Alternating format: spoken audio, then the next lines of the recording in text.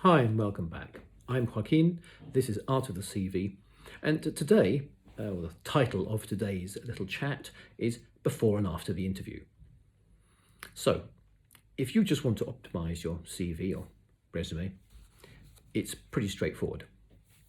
As long as you understand that your resume will not get you the job, you're good to go. The best any of us can hope for is that it secures us our first interview.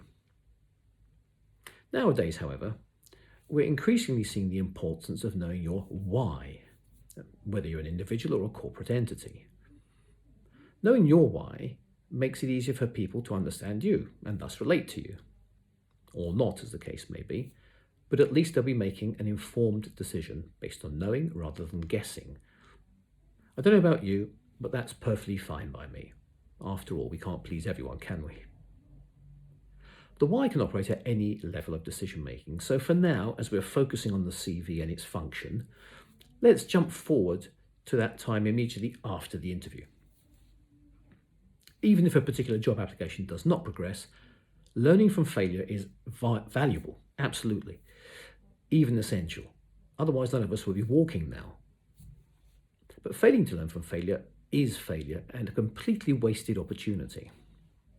So let's look at the interview, but more specifically, the time immediately after the interview. Your CV did its job, so either it went well and you're asked back for a second interview, or you're not. If you don't get a call back, well, sit back, analyze, refine, and next time implement the latest version of your improved interview technique. My first reaction has generally been to replay the interview in my mind, to look at my preparation for the interview, the questions asked and not asked, and my answers. If no glaring errors spring to mind, then maybe a more experienced candidate or someone with a better chemistry moved ahead at my expense. So I simply refer to my debrief notes that I made immediately after the interview. The post-interview debrief should include everything, including answers to a template of questions, such as: where and when was the interview? At what time and with whom? Put the name and title of everyone involved if you can. Was I introduced to anyone else? How long did the interview last? How did it go? Describe how you feel immediately after the interview, just general feelings. What was discussed? Did I find out about the selection process? In other words, how many interviews will there be after this? Are there any assessment centres planned? Did I demonstrate my prepared questions and my research into the company? Did I get to ask all of my questions? Were my questions answered to my satisfaction? Was I pleased with my dress code and general appearance? Did the interviewer or the interviewers make any specifically encouraging remarks? Salespeople among you will see these as buying signals, that they're asking for more information and they're suggesting that you may be back for further discussion. Importantly, did I use the STAR method? Remember, STAR, situation, task, action, result.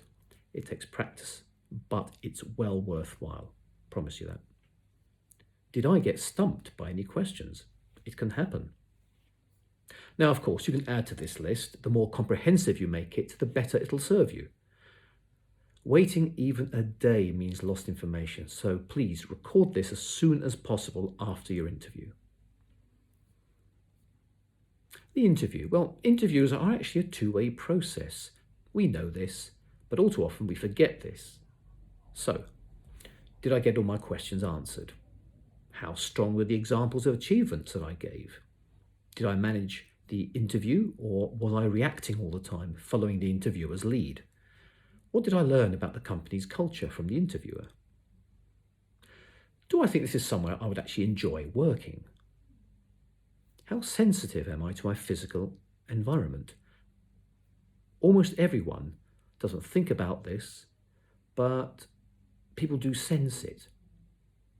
Just quickly, I went for an interview. It was off the Wembley gyratory system at the top of Hanger Lane in West London. Some of you will know it, many will not. It was an old building. And I remember walking in there and the lighting, the neon lighting, it changed my mood completely. Literally, I was having trouble just with the light. And when I came out from that, I just thought, if I have to be based in that office, I'm going to be ill. I mean, literally. And as it happens, I didn't progress with that. But that was quite an eye-opener to me at the time.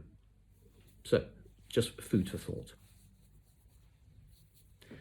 This next analysis, there's quite a few lists here, use them as you will, but this next analysis should really have been done before applying for this role. So here goes. How much do I need to earn? Could I change sector, earn less, and still survive financially? That's the more specific question. Am I starting a new career or simply avoiding the boredom of early retirement? That also is often the case.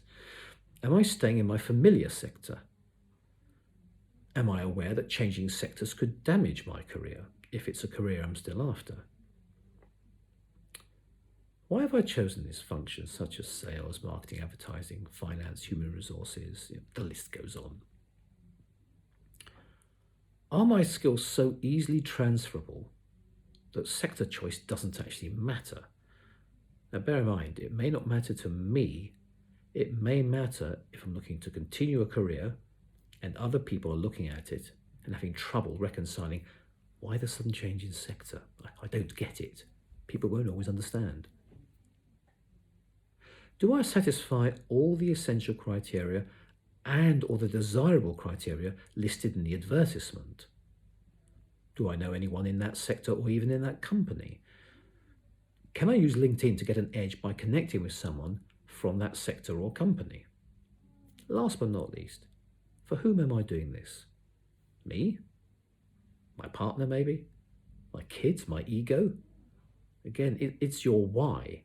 Whoever you're doing it for, you have to do it day in, day out. So that does bear careful consideration. This last batch of questions is more about, you guessed it, my why. Invariably, it could lead to my changing or shifting my paradigm, and that's not best done whilst in the middle of applying for a job. Competition is so fierce that when job hunting, I need to be 100% focused, and I need to know, why am I choosing this opportunity? What will it give me? What part will it play in my career development? And how will it move me towards my long-term life goals?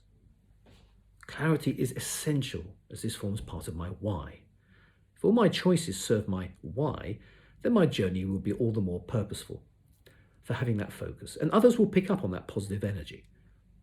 I can tell you from personal experience that ignoring the bigger, deeper picture will only see it resurface later on in life, when options are far more restricted and opportunities are fewer than during one's youth.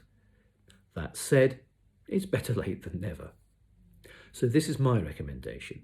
Get started on discovering your why, because our inner confusion and conflict is never truly resolved by changing our external environment. I just speak from personal experience, so please do share your ideas and thoughts in the comments below. In the meantime, I wish you inner peace and happy hunting. Until next time.